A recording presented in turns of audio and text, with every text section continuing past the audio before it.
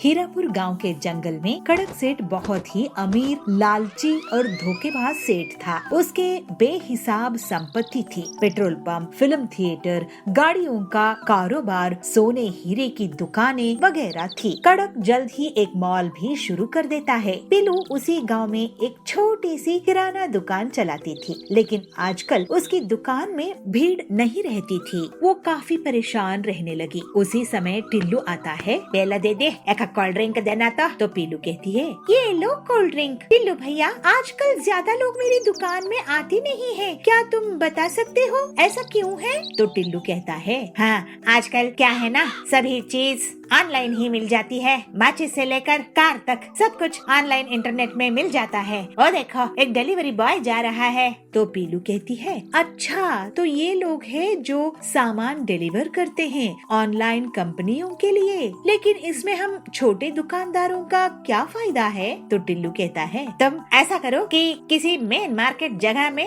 अपनी दुकान लगा लो। बड़ी दुकानों में भीड़ रहेगी, कुछ लोग तुम्हारे यहाँ भी आ जाएंगे। इसके बाद पीलू घर आके अपने पति बंटी को सब कुछ बताती है। तो बंटी कहता है, कड़क सेठ का मॉल इस जंगल में बहुत चलता है, क्यों ना तुम उसी के बगल में दुकान खोल लो, पैसों का इंतजाम मैं कर दूंगा। लेकिन कड़क सेठ बहुत चालाक था। जैसे ही उसे पता चला कि पीलू उसके मॉल के बगल में दुकान खोलना चाहती है, तो वो उसे एक सौदा कर लेता है। देखो बंटी, पीलू मेरे मॉल के सामने तुम्हारी दुकान की कोई औकात नहीं रहेगी।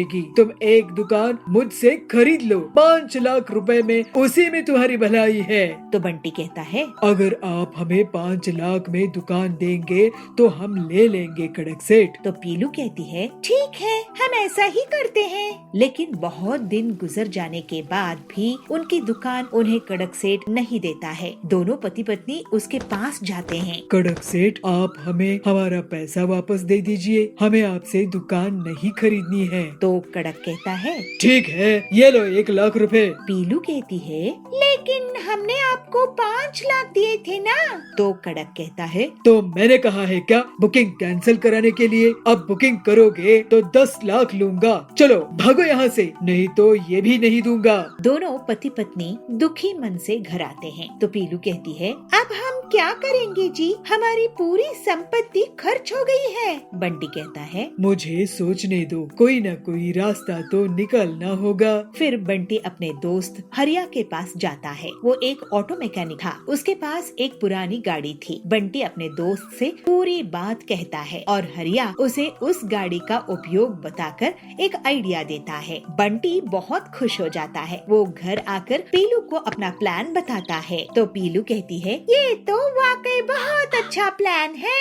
अगले दिन बंटी गाड़ी में पूरी किराना दुकान सजाकर निकलता है। लोग बड़ी हैरानी के साथ उसे देखते हैं। तभी जाबाज कहता है, अरे, ऐसे सुपर मार्केट तो मैंने पहले कभी नहीं देखा।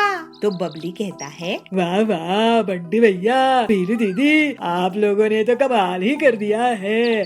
अब से मैं आपके इस गाड़ी सुपर बाजार से ही सामान खरीदूंगा। तो बंटी कहता है, ये गाड़ी सुपर बाजार पूरे जंगल वालों के लिए सबसे सस्ती दुकान है। मॉल भूल आओ, वहाँ का महंगा सामान भूल जाओ। यहाँ गाड़ी सुपर बाजार से किफायती कीमत में सामान खरीदो। हमारी गाड़ी बाजार आपके पास एक फोन कॉल में खुद ही चल कर आएगी, आपको ऑनलाइन ऑर्डर करने की परेशानी से बचाएगी और मॉल जाने की तकलीफ से भी आपको छुट्टी मिलेगी।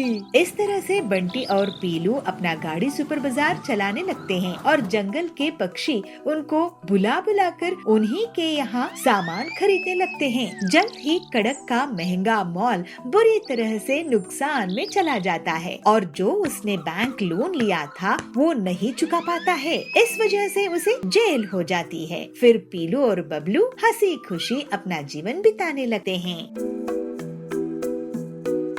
विद्यापुर नाम के गांव में पीलू चिड़िया रहती थी। उसका बेटा बबलू और बहू बबली वो भी उसी के साथ रहते थे। लेकिन बबलू और बबली को बूढ़ी पीलू का साथ रहना पसंद नहीं आता था। पीलू की एक बेटी थी, उसका नाम हरी था। हरी की बड़े शहर में शादी हो चुकी थी। शादी के बाद से वो बहुत घमंडी हो गई थी और अपने मायके वालों से ज्यादा बातचीत नहीं करती थी। एक दिन बबलू कहता है, माँ मेरी बात सुनो, मेरी कमाई बहुत कम हो चुकी है और महंगाई बहुत ज्यादा। मैं तुम्हारा खर्चा वर्चा नहीं उठा पाऊंगा और गांव में हमारा कोई रिश्तेदार भी नहीं है जहां मैं आपको छोड़ कर आ सकूं। मेरी पूरी कमाई घर चलाने में ही चली जाती है। मुझे बच्चे होंगे तो उन्हें स्कूल कैसे भेजूंगा, ये भी मैं सोचता रहता हूँ। तुम ऐसा करो कि कुछ दिन हरी दीदी के यहाँ चली जाओ। तो पीलू कहती है, बेटा अपनी बेटी के ससुराल में माँ का रहना अच्छी बात नहीं है, लेकिन तुझे तकलीफ ना हो तो मैं ही ये तकलीफ उठा लेती हूँ। फिर पीलू अपनी बेटी के ससुराल चली जाती है। पीलू अपनी बेटी को कहती है, बेटी हरी, क्या मैं तेरे घर कुछ महीने रुक सकती हूँ? वो क्या है ना, बबलू की कमाई कम हो गई है तो वो मुझे तेरे यहाँ रुकने के लिए कह रहा है। तो हरी कहती है, अरे माँ, मैं तो अपने पति के साथ आज ही अपनी ननद की शादी में विदेश जाने वाली हूँ। मैं तुम्हें यहाँ कैसे रख सकती हूँ? पीलू ये सुनकर बहुत दुखी होती है। वो रोने लगती है, हे भगवान, इस बुढ़ापे में मेरे बच्चे कैसे हैं जो मुझे सहारा नहीं दे सकते हैं। मुझे अपने हाल में ही छोड़ दिया है, लेकिन मैं भी हिम्मत नहीं हारूंगी। फिर थोड़ी देर में कुछ सोचकर वो एक सुनार के पास जाती है और पीलू वहाँ पे कहती है, सुनार भैया, आप ये मेरे कान के सोने की कुंडल गिरवी रख लो और मुझे इसके कुछ पैसे दे दो। तो सुनार कहता है, इस कुंडल के तो मैं आपको 5,000 ही दे पाऊंगा पीलू बहन। पीलू उन 5,000 को लेकर एक छोटी सी किराए की झोपड़ी में चली जाती है और मन में सोचती है, इन पैसों से तो 1 महीने का गुजारा हो जाएगा। उसके बाद मेरे पास खाने के लिए भी पैसे नहीं बचेंगे और मैं मुसीबत में पड़ जाऊंगी। मुझे काम शुरू करना चाहिए, लेकिन इतने पैसों से मैं सिर्फ लड्डू बनाने का काम ही शुरू कर सकती हूँ। फिर अगले ही दिन से पीलू बूंदी के लड्डू बनाकर गांव में एक स्कूल के बाहर बेचने लगती है। पीलू आवाज लगाती है, बूंदी के लड्डू ले लो, बूंदी के लड्डू, गर्मा गर्म बूंदी के लड्डू, मीठे मीठे बूंदी के लड्डू। वहाँ पर सुंदरी आती है, बहन बूंदी के लड्डू कितने की है? तो पीलू कहती है, सिर्फ 20 रुपए की 4। तो सुंदरी कहती है, मुझे पहले एक चखने के लिए देना। तो सुंदरी एक लड्डू खाती है और कहती है, वाह बहन, तुमने तो कमाल के बूंदी के लड्डू बनाए हैं। ये लो पैसे, मैं और भी लोगों को तुम्हारे पास भेजूंगी। गरीब को इतना स्वादिष्ट और अच्छा बूंदी के लड्डू नसीब नहीं होता है, वो सब बहुत खुश होंगे। घर लौटते समय पीलू को 2 गरी मिलती है। पीलू उन दोनों चिड़ियों को भी बूंदी के लड्डू दे देती है। इस तरह से जल्दी ही पीलू की दुकान चल पड़ती है और उसके पास इतने ग्राहक आते हैं कि वो अकेले काम नहीं कर सकती थी। पीलू रोज बूंदी के लड्डू बनाती और 2 बूंदी के लड्डू उन गरीब चिड़ियों को दे देती थी। तभी वहाँ पे सुंदरी आती है और कहती है, सुनो पीलू चिड़िया, मैं इस स्कूल की प्रिंसिपल हूँ। स्कूल में रिपब्लिक डे सेलिब्रेशन होगा, आप हमारे स्कूल के लिए 500 लड्डू का ऑर्डर ले लो। ये सुनकर पीलू बहुत खुश हो जाती है और मन में कहती है, अब रिपब्लिक डे आने वाला है, बूंदी लड्डू लोगों को बहुत पसंद आ रहे हैं, लेकिन अब मुझे और भी लोग चाहिए। क्यों ना मैं उन गरीब चिड़ियों को काम पर लगा लूं? पीलू उन चिड़ियों से कहती है, सुनो, तुम दोनों यहाँ पर भीख मांगती हो, मैं तुम्हें एक काम दे सकती हूँ अपनी दुकान में, अगर तुम करना चाहो तो लवली कहती है, बहन मेरा नाम लवली है, मैं एक अमीर घर से थी, लेकिन मेरे बच्चों ने मुझे घर से निकाल दिया तो मैं यहाँ हूँ। तब और एक चिड़िया कोयल कहती है, मैं भी अच्छे घर से थी बहन, मेरी भी यही कहानी है। हम तुम्हारे साथ काम करेंगे और मेहनत से पैसे कमाएंगे। ये सुनकर पीलू बहुत खुश हो जाती है और फिर तीनों चिड़िया मिलकर रिपब्लिक डे के लिए लड्डू बनाने का काम शुरू कर देते हैं। ऐसे ही एक दिन पीलू का बेटा उसकी दुकान में आता है। माँ, तुम तो बहुत मेहनती हो, मुझे माफ कर दो माँ। हम जवान लोगों के रहते तुम्हें इतनी परेशानी उठाने की कोई जरूरत नहीं है। मुझे माफ कर दो ना, तुम्हारा ख्याल नहीं रख पाया मैं। तुम्हें किस हाल में छोड़ दिया था। मैं अब तुम्हारी दुकान में काम करूँगा। तो पीलू कहती है, बेटा अब मेरे रिपब्लिक डे के लिए बूंदी के लड्डू बना रही हूँ, तू जाकर और भी स्कूल से ऑर्डर ले आ। फिर उस दिन बबलू दूसरे स्कूल से लड्डू के ऑर्डर ले आता है और उसकी पत्नी भी पीलू के काम में हाथ बटाने लगती है और पूरी ईमानदारी से वो दोनों पीलू की सेवा करने लगते हैं। जल्दी ही पीलू सभी की मदद से सभी स्कूलों का ऑर्डर पूरा कर देती है और रिपब्लिक डे में सुंदरी उसे स्पेशल मेडल भी देती है, जिससे पीलू और उसका परिवार बहुत खुश हो जाता है। इस तरह से पीलू अब अपने परिवार में खुशी खुशी रहने लगती है। बंसीपुर गांव में बबलू अपनी पत्नी पीलू के साथ रहता था। बबलू बहुत ही मेहनती था। वो साल भर मेहनत करके किसानी करता था, अपनी फसल बेचकर अपना घर चलाता था। पीलू, इस बार मैंने आलू की फसल बोई है और खाद और सिंचाई का भी खास ख्याल रखा है। तुम देखना, इस बार बहुत बढ़िया फसल होगी। भगवान करे ऐसा ही हो, नहीं तो अगर पिछले बार की तरह हमारी फसल बर्बाद हो गई तो हम जीने लायक नहीं बनेंगे। हमारे ऊपर वैसे ही बहुत उधार है। पीलू के घर के पास ही सुंदरी रहती थी। वो पीलू की गरीबी का मजा लेती थी। पीलू बहन, बबलू भाई, ये मैं क्या सुन रही हूँ? आप लोगों के ऊपर इतना उधार है। ऐसा करो पीलू बहन, मेरे घर आज कुछ मेहमान आने वाले हैं। तुम शाम में आके खाना बना देना। इसी बहाने तुम्हें थोड़ा सा पैसा भी दे दूंगी और तुम्हें भी पैसे देखने को मिलेगा, है ना? पीलू को सुंदरी की बातें बहुत खराब लगती है। वो हर बार उनकी गरीबी का मजाक उड़ा के चली जाती थी। ऐसे ही एक दिन बबलू अपने खेत जाता है। वो देखता है कि उसकी आलू की फसल बहुत बड़ी हो गई है, लेकिन जब वो एक पौधे को निकाल कर देखता है तो पता है कि उसमें आलू नहीं उगा है। इसी तरह वो सारे पौधे देखता है, लेकिन किसी में भी आलू नहीं उगे। बबलू उदास होकर अपने खेत में बैठ जाता है। मेरे खेत में आलू क्यों नहीं उगे? ऐसे तो मैं बर्बाद हो जाऊंगा। मेरे खेत में आखिर फसल क्यों नहीं होती है? ऐसे ही सोचते बबलू रोने लगता है। जैसे ही उसके आंसू मिट्टी में गिर जाते हैं तो अचानक से खेत में सोने के आलू उग जाते हैं। अरे भगवान, तेरे बहुत बहुत शुक्रिया। मेरे खेत में तो सोने के आलू उगाए हैं। अब मेरी गरीबी दूर हो जाएगी। फिर बबलू एक बोरी में सोने के आलू भर लेता है और घर लेकर जाता है। बबलू एक सोने का आलू बेचकर घर का राशन ले आता है और पूरा कर्ज भी चुका देता है। लेकिन वो सोने के आलू वाली बात पीलू को नहीं बताता है। एक दिन सुंदरी उसके घर आती है। क्या हुआ, इस बार तुम लोग आलू की फसल नहीं बेच रहे हो क्या? इस बार भी तुम्हारी फसल बर्बाद हो गई है? ऐसा है तो तुम लोग तो सड़क पर आ जाओगे। नहीं, इस बार फसल बहुत अच्छी हुई है। नहीं नहीं पीलू, बबलू इस बार फसल बिकाने के लिए बाजार गया ही नहीं। अब तुम ही सोचो कि तुम्हारा आगे क्या होगा। बबलू जब घर लौटता है तो पीलू उससे पूछती है, पड़ोसन कह रही थी कि आप इस बार शहर के जंगल में आलू बेचने के लिए नहीं गए थे। अगर हमारी आलू की फसल हुई ही नहीं है तो अपने घर का राशन कहाँ से लेकर आए हो? इसके बाद बबलू पीलू को सोने के आलू से भरी हुई एक बोरी दिखाता है। खिड़की में से सुंदरी भी उस सोने के आलू की बोरी को देख लेती है। अरे, इनके पास तो बोरी भरकर सोना है, ये तो मेरे पास होना चाहिए। ऐसा सोचकर वो उनके घर जाती है। तुम दोनों गरीबों को खाना नसीब हो रहा होगा, ऐसा करो तुम मेरे घर खाना खाने आ जाओ। सुंदरी को पीलू और बबलू मना नहीं कर पाते हैं और उसके घर चले जाते हैं। वहाँ सुंदरी उन्हें बहुत बड़ी थाली परोसकर लेकर आती है और उन्हें खाने के लिए देती है। जब दोनों पति पत्नी खा रहे होते हैं, वो चुपचाप उनके घर चली जाती है और सोने के आलू चुराने की कोशिश करती है।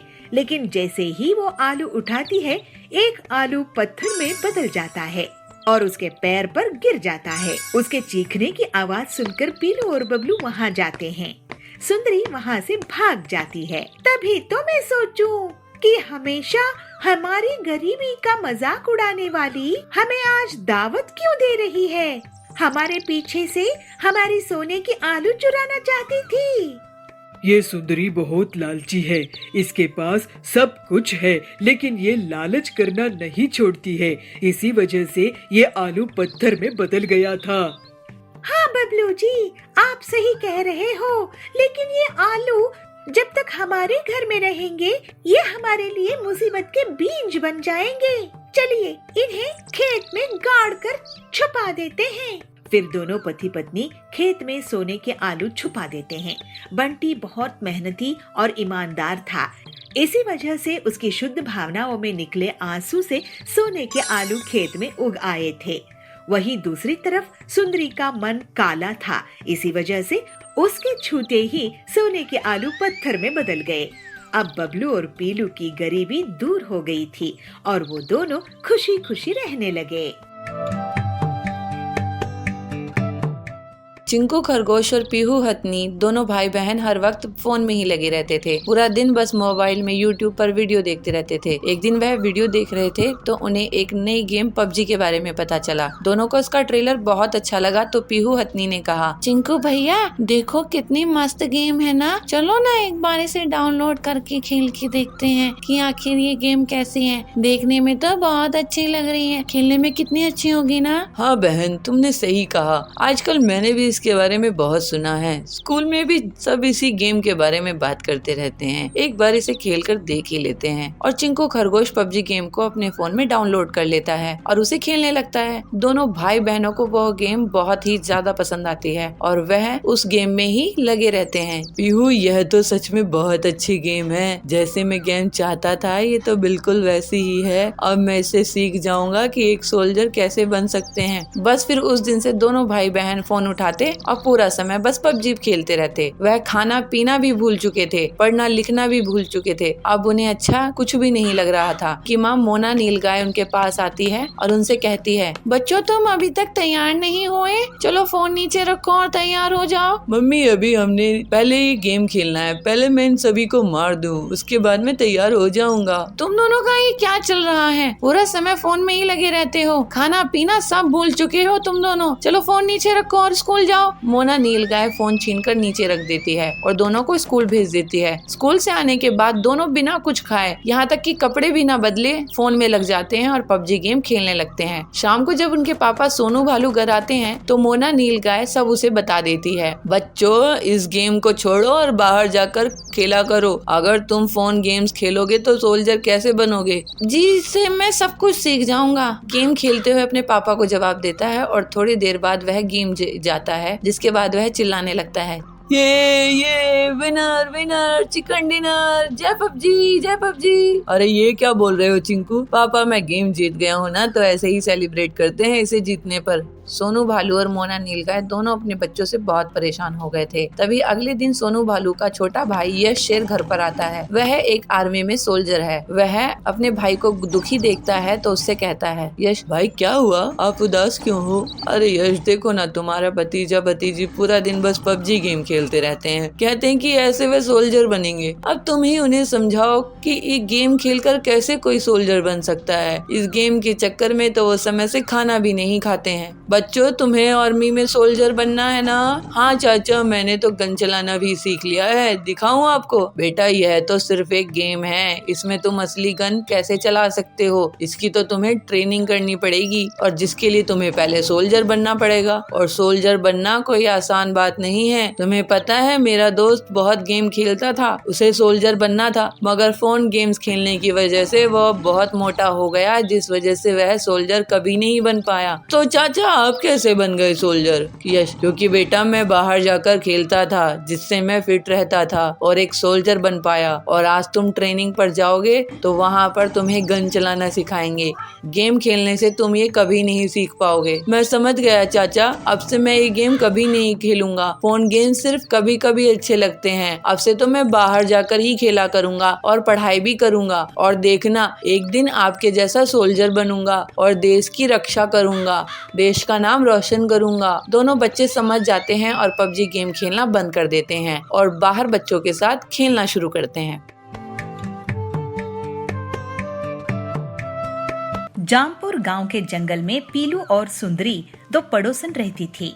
दोनों बहुत अच्छी सहेलियां थी। पीलू एक सीधी साधी साफ मन की गरीब चिड़िया थी, तो सुंदरी एक चालाक और लालची कव्वी थी।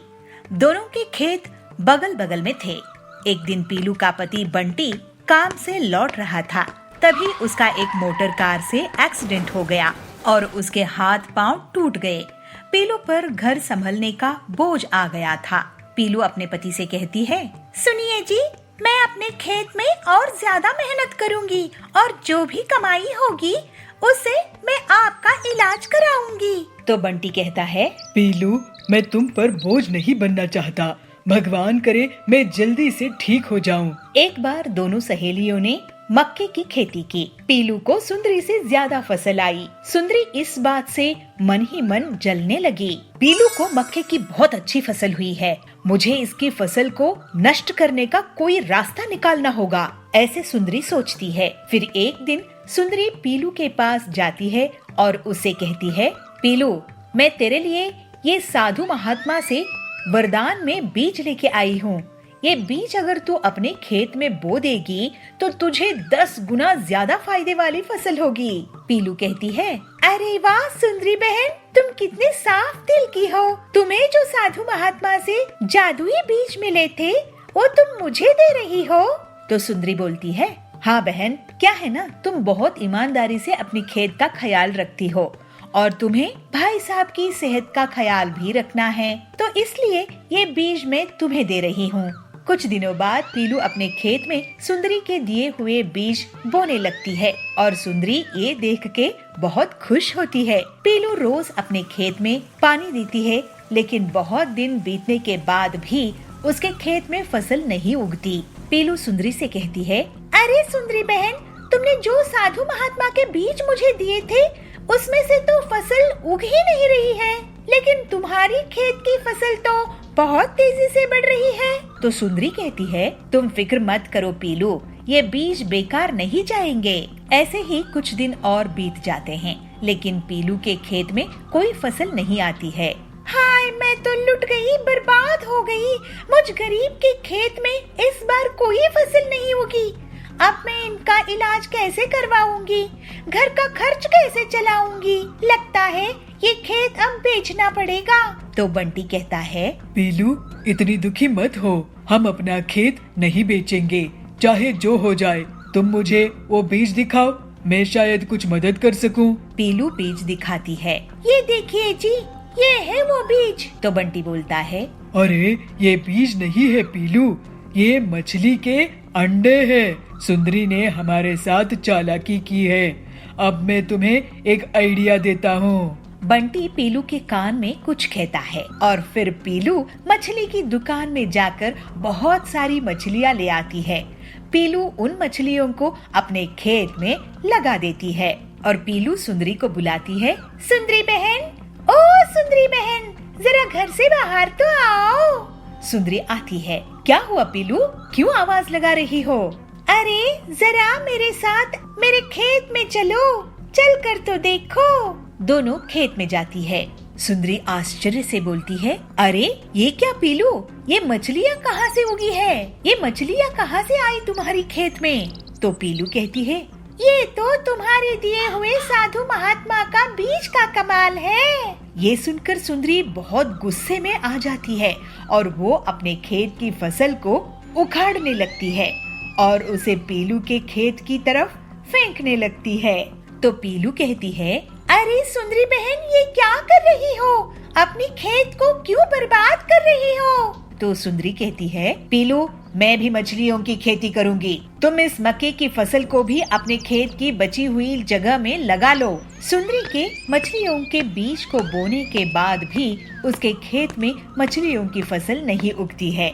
दूसरी तरफ पीलू की खेत में मक्के की फसल लहलहाने लगती है। पीलू बहुत खुश होती है। सुंदरी पीलू से कहती है, पीलू, तुम्हारी बीज कैसे मछलियों की फसल उगा दिया, जबकि मेरे बीज से तो मछलियाँ उग ही नहीं रहे हैं। तो पीलू कहती है, अरे बहन, तुम साधु महात्मा का आशीर्वाद लेना भूल गई, इसलिए तुम्हारी फसल नहीं आई। तुम उसी साधु महात्मा से आशीर्वाद ले आओ। तो सुंदरी कहती है, पीलू मुझे माफ कर दो, मैं तुम्हें धोखा देकर मछलियों के अंडे दिए। मैं तुम्हारी मेहनत से जलती थी, मेरे पास किसी साधु महात्मा के बीज नहीं थे। तो पीलू कहती है, सुंदरी तुम्हें ऐसा नहीं करना चाहिए था, मेरे पति की जान खतरे में है। तो सुंदरी कहती है, मुझे माफ कर दो बहन, अब मैं ऐसा कभी नहीं करूँगी। पीलू बोलती है, मुझे खुशी है कि तुम सही समय पर सुधर गई। इसके बाद से सुंदरी पीलू के साथ मिलजुल कर रहने लगी और पूरी ईमानदारी से अपना जीवन जीने लगी। इस तरह से पीलू भी अपने पति का अच्छे से इलाज कराकर उसके साथ हंसी खुशी रहने लगी। शहर के एक जंगल में पीलू अपने पति बबलू कबूतर के साथ रहा करती थी। वो अपने पति को लंच बॉक्स देकर उसे ऑफिस भेजती है। तभी उसे एक अपने मोटर वाहन से उतरती दिखती है। अरे बबली तू! अरे पीलू तू यहाँ कैसे?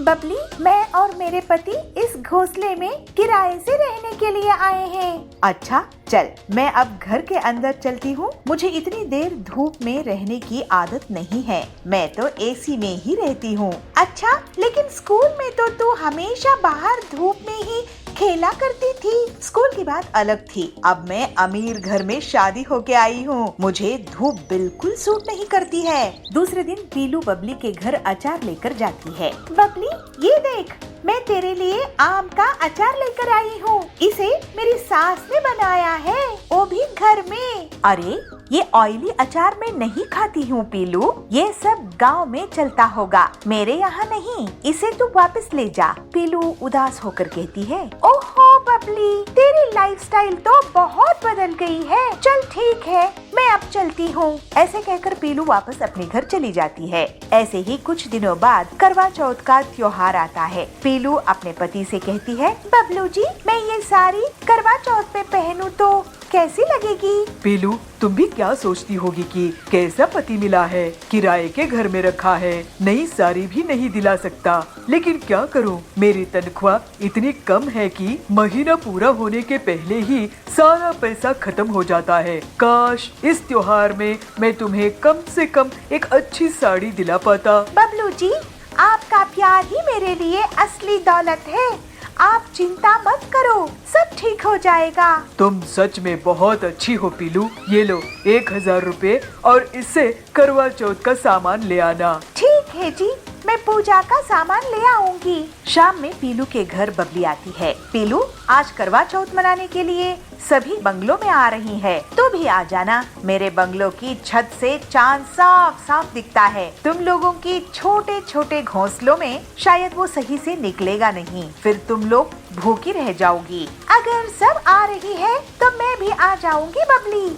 अब मैं चलती हूँ, मुझे तैयारी करने के लिए पर्सनल स्टाइलिस्ट आने वाली है, वो 50,000 ले रही है मुझे स्टाइल करने के लिए। तुम लोग तो खुद से तैयार हो जाना। रात में सभी बबली के बंगलों में पहुंच जाती है। पीलू भी वहां जाती है। अरे वाह बबली, तुम्हारी साड़ी तो बहुत ही अच्छी लग रही है। ये मेरे मुंबई जंगल के पर्सनल फैशन डिजाइनर ने मुझे डिजाइन करके दिया है। अरे तेरी मेहंदी, उसकी डिजाइन भी कमाल है। ये 25,000 की है। तुम्हारी मेहंदी के खर्च से हमारा पूरा घर ही चल सकता है। सब हंसने लगते हैं। चलो अब चांद निकलने वाला ही है, लेकिन मेरे पति नहीं आए हैं। उनके हाथों से मैं फिल्टर्ड वाटर पीऊंगी, उसके बाद ही अपना व्रत तोड़ूंगी। एक के बाद एक सभी चिड़ियाएं अपने पति का चेहरा चांद के साथ देखकर साथ ही व्रत पूरा कर लेती है। पीलू भी बबलू के साथ व्रत पूरा कर लेती है, लेकिन बबली के पति अभी तक नहीं आते हैं।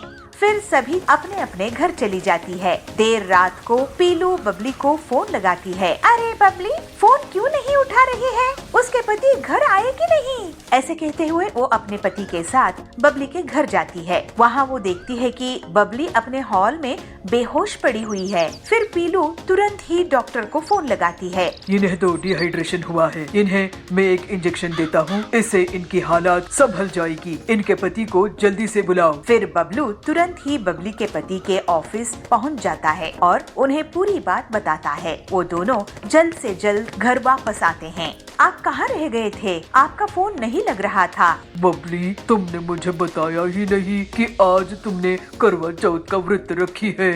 चलो अब जल्दी से अपना व्रत पूरा कर लो। फिर पीलू की मदद से बबली अपना व्रत पूरा कर लेती है। बबली, तुमने भाई साहब को व्रत के बारे में क्यों नहीं बताया? मैं फैशन और मेकअप में इतना ध्यान ही नहीं दी कि मुझे इन्हें बताना था, याद ही नहीं रहा। पीलू, तुम्हारी सादगी से मैं सीखूंगी कि इतने कम पैसों में भी कैसे अच्छे से रहते हैं। अब मैं अपनी दौलत के लिए इतनी घमंडी नहीं रहूंगी। उसके बाद से बबली सुधर जाती है और सादगी से अपना जीवन बिताने लगती है।